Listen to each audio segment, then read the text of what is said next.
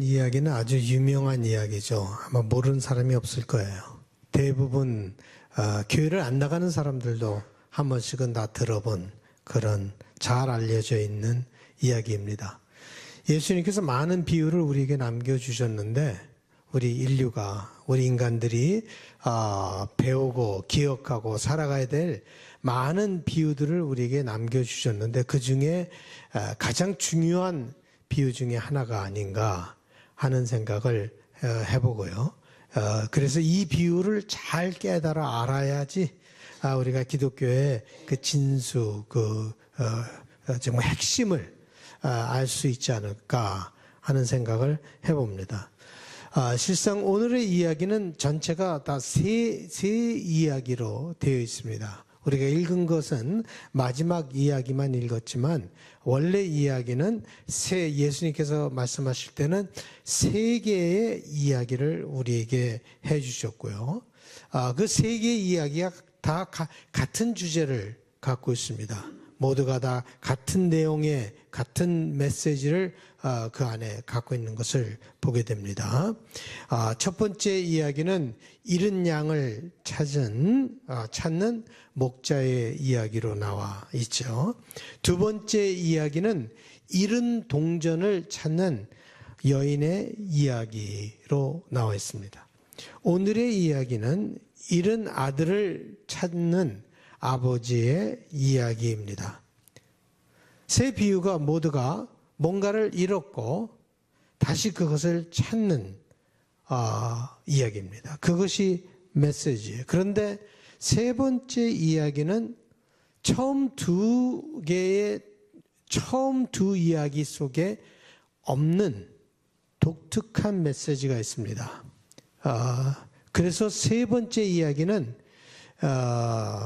첫 번째 두 개의 메시지하고는 약간 좀 다릅니다. 그런 면에서. 목자와 여인은 자기의 잃은 것을 위해서 열심히 찾는 모습을 봅니다. 목자는 산을 넘고 강을 건너 그 양을 찾아서 어깨에 메고 집에 돌아오는 모습을 우리가 상상할 수가 있죠. 우리 찬송가 중에서도 그런 찬송가가 있죠. 여인은 하루 종일 불을 켜고 이 구석 저 구석 찾아내며 마침내 동전을 찾고 기뻐하는 그런 모습을 보게 됩니다. 그런데 아버지는 잃은 아들을 찾기 위해 아무것도 하지 않습니다. 나가서 그를 찾지 않습니다. 사람을 보내서, 누구를 보내서, 종을 보내서라도 찾을 수 있을 때 종을 보내서 찾지도 않습니다. 아들을 사랑하지 않아서 그런가? 아니면 집을 나간 아들이 괘씸해서 그런가? 아니면 아예 그냥 관심이 없어서 그런가?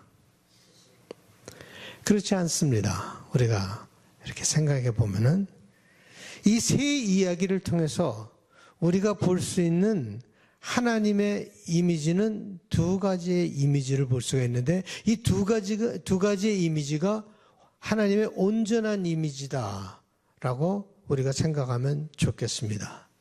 첫 번째 이미지는 무슨 이미지인가 하면은 우리를 찾아 나서는 하나님의 이미지입니다. 그러나 두 번째 이미지는 어떻게 보면 기다리는 하나님의 이미지입니다. 이 두 가지가 다 성경에는 나와 있습니다. 첫 두 이야기는 찾아 나서는 하나님의 이미지고 마지막 이야기는 기다리는 하나님의 이미지입니다. 그래서 제가 처음에 정 목사님께 설교 제목을 드릴 때는 찾아 나서는 하나님과 기다리는 하나님으로 나가서 그랬는데 설교 제목이 약간 바뀌었어요. 잃은 양과 잃은 동전이요 스스로 돌아올 수가 없었어요. 그래서 목자와 여인은 그것을 찾아 나선 거죠.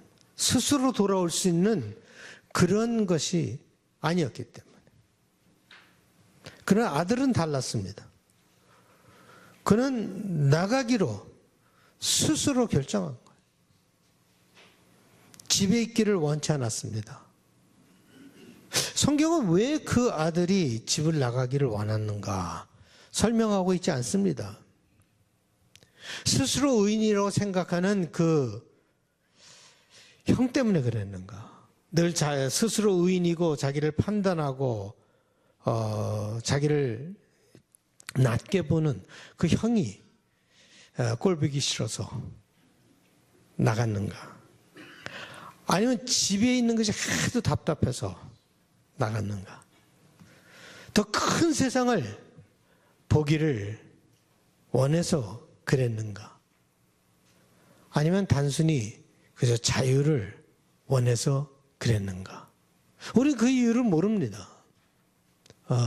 왜 이 아들이 집을 나가기를 원했는지 성경은 얘기하고 있지 않습니다. 그런데 그는 집을 떠나기를 원했죠. 그냥 떠나면 좋은데 자기 유산을 챙겨가지고 나갔습니다. 아니, 아직 아버지가 펄펄 살아있는데 죽지도 않았는데 자기 유산을 달라 그래갖고 나간다는 것은 나는 아버지가 죽은 거로 생각하겠습니다 라는 얘기는 마찬가지 아니에요? 좋은 그림이 아니죠. 근데 이상하게도 말이에요. 아버지는 아무 말이 없습니다. 거기에 대해서 어떤 말도 하지 않아요. 그저 유산을 나눠서 그에게 줍니다. 아마 큰 아들은 2배, 둘째 아들은 1배. 그게 성경에 나오는 그거니까 그렇게 줬겠죠. 하여간에. 그리고 가게 합니다. 집에 있으라고 권고해 보이지도 않고 다시 한번 생각해 보라고 권유하지도 않고 지금 나가면 유산을 내가 주지 않겠다라고 협박을 하지도 않습니다. 그저 유산을 나누어서 그의 몫을 그에게 줍니다.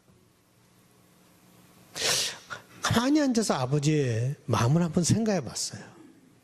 마음이 어땠을까? 아버지의 느낌이 어땠을까? 깊이 실망했는지는 모릅니다. 아니면 자식의 행동 때문에 화가 났는지도 모르죠. 아니면 이 자식이 앞으로 어떻게 될까?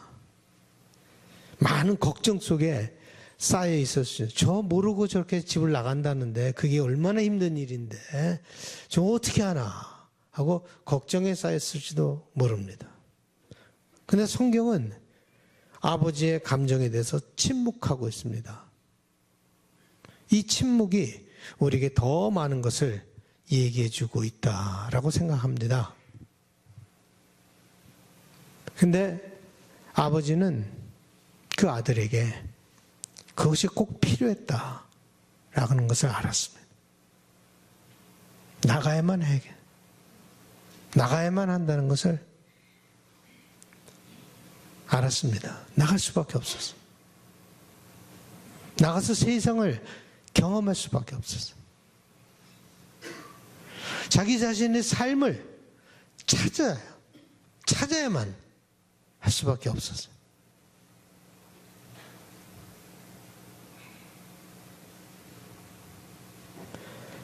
자유라고 하는 것이 고통스럽고 대가를 치러야 하는 것을 알면서도 그 아들에게 그 자유가 필요하다는 것을 아버지는 알았습니다.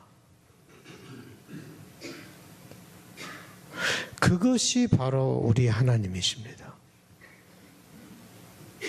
그런 하나님이 바로 우리 하나님이세요. 하나님 우리를 가게 내버려 두십니다. 자유를 허락하십니다. 자신의 선택을 하게 하십니다.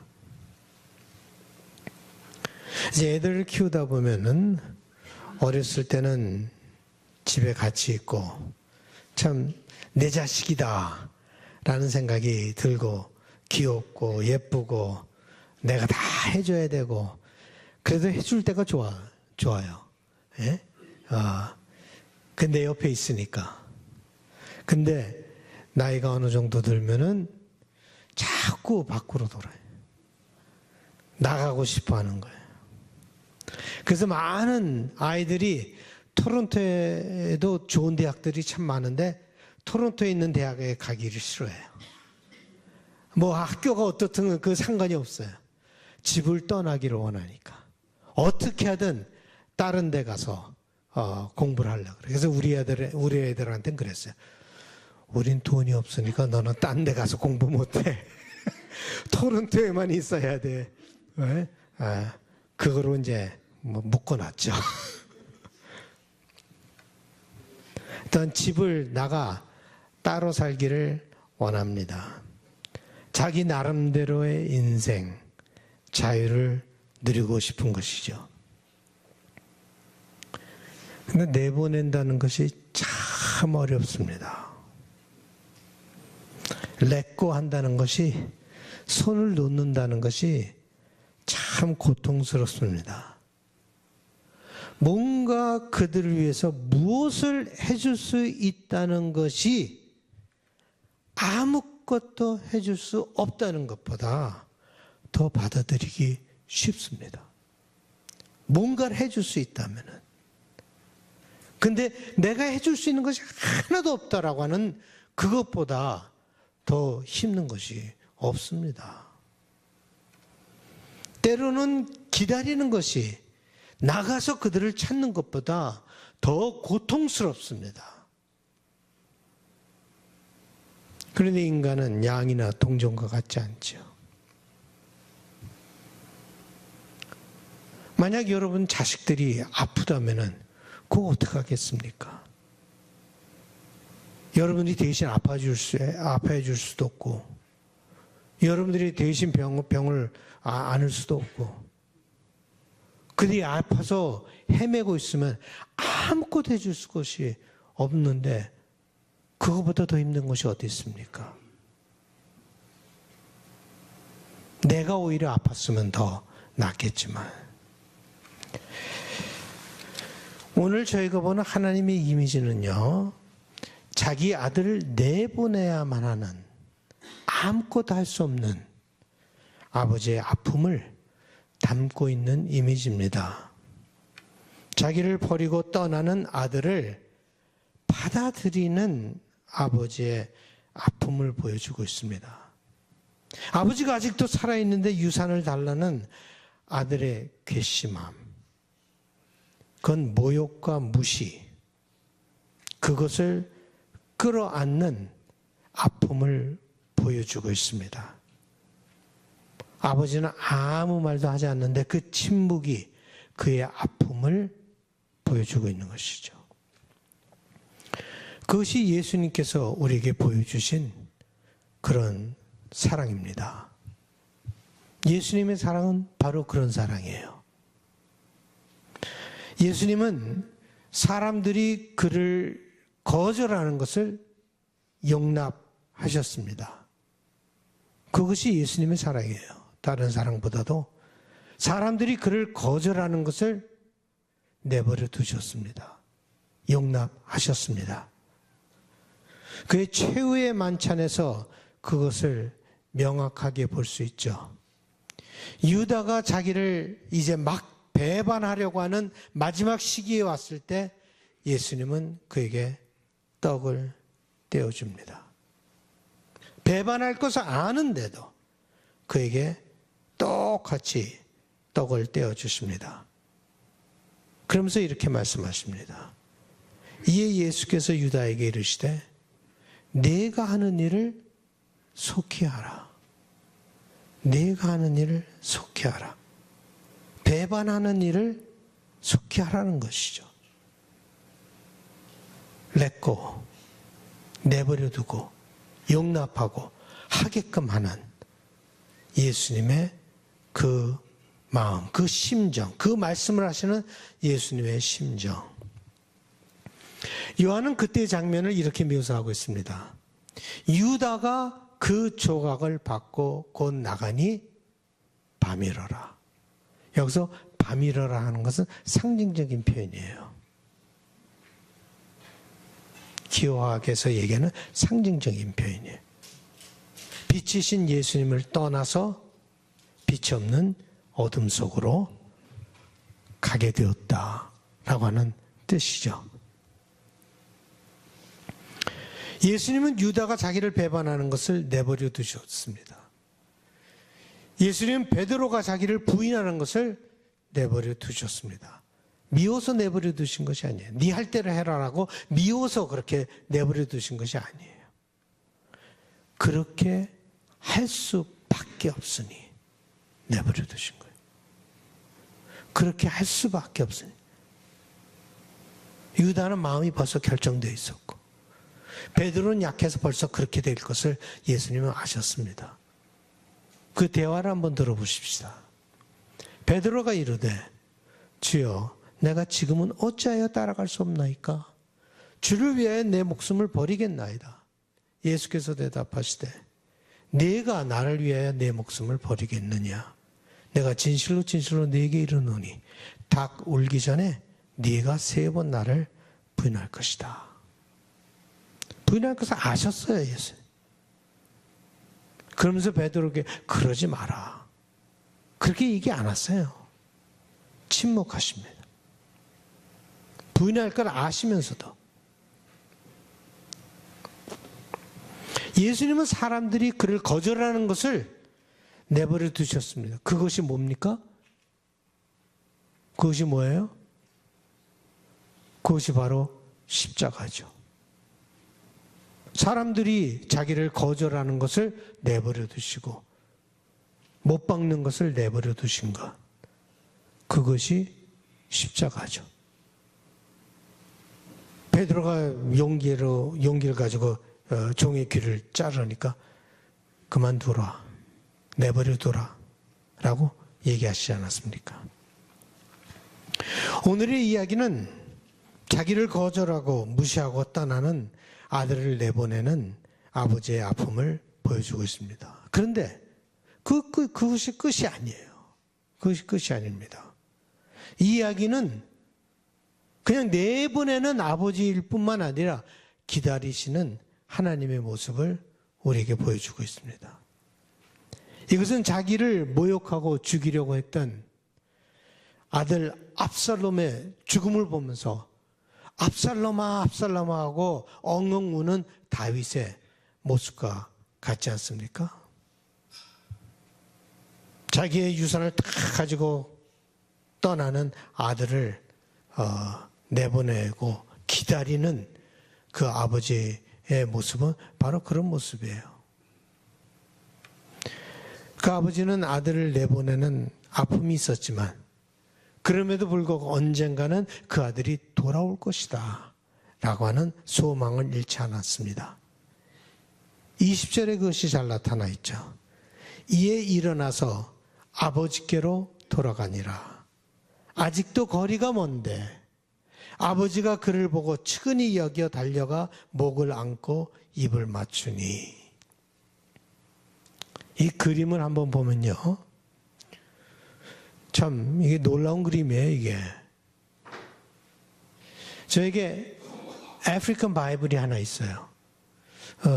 아프리칸 말로 쓰여 있는 게 아니라 영어로 쓰여진 바이블인데 아프리칸 바이블이라고 써 있어요. 그 아프리칸 바이블이라고 왜 있는가 하면 그 성경이 이렇게 있고 거기에 주석이 있어요.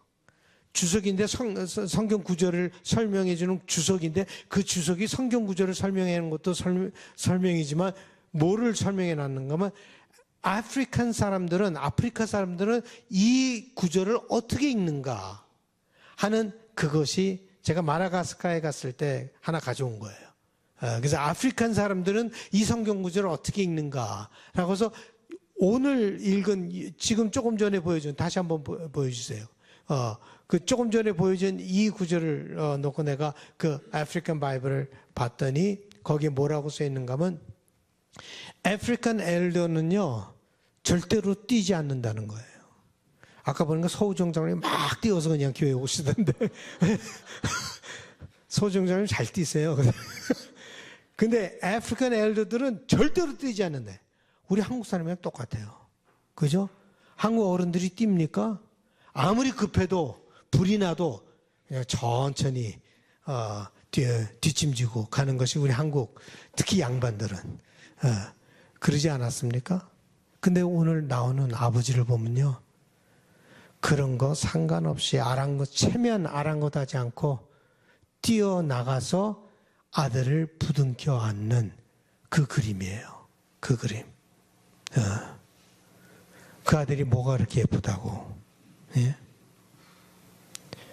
아직도 거리가 먼데라고 하는 말은 무슨 말인가 하면 육안으로는 누군지를 알아볼 수 없는 거리인데 하도 기다리고 있었기 때문에 매일매일 기다리고 있었기 때문에 그 모습을 보자마자 내 아들이구나 하는 것을 아버지는 알아차렸다라는 말입니다. 그것이 예수님께서 우리에게 이 이야기를 통해 보여주시고자 하는 하나님의 모습입니다. 기가 막힌 글이에요, 이거. 보통 사람이 쓸 수 없는 그런 글이에요, 이거. 그래서 이어령 박사는 얘기하기를 이거 기호학으로 설명을 해도 이거는 완전한 글이다라고 얘기할 정도로 굉장한 글입니다. 그 아들을 내보내는 아픔을 끌어안을 뿐만 아니라 자기를 거절한 아들을 기다리는 아버지, 그것이 바로 우리 하나님의 모습입니다. 그것이 바로 복음입니다. 그것이 우리가 살 수 있는 길입니다. 기다린다는 것은 아들을 위해 무엇을 해주는 것보다 더 어렵습니다. 기다린다는 것은 찾는 것보다 더 어렵습니다. 그래서 이 세 번째 이야기가 세 번째 나와 있는 것은 그게 절정이기 때문에 그 하나님의 사랑의 절정이기 때문에 하나님 절대로 여러분들을 강제로 붙잡아 두시지 않아요. 그렇다고 하나님이 기분 좋다고 생각하지 마세요. 여러분을 절대로 강제로 붙잡아 두시지 않아요. 자기 의를 나타나기 위해서 그리고 그걸 정당하게 하기 위해서 여러분들을 처벌하시는 하나님이 아니에요. 그런 하나님이 아니에요. 내가 그렇게 말하지 않았느냐 하면서 I told you so 라고 얘기하시는 하나님이 아니에요. 그 돌아온 아들에게 I told you so 나가면 어떻게 될까? 그렇게 얘기하시는 하나님이 아니에요. 여러분이 곁길로 가도 그걸 갖고 그냥 때로는 내버려 두시는, 그렇다고 그것이 좋은 길은 아니에요.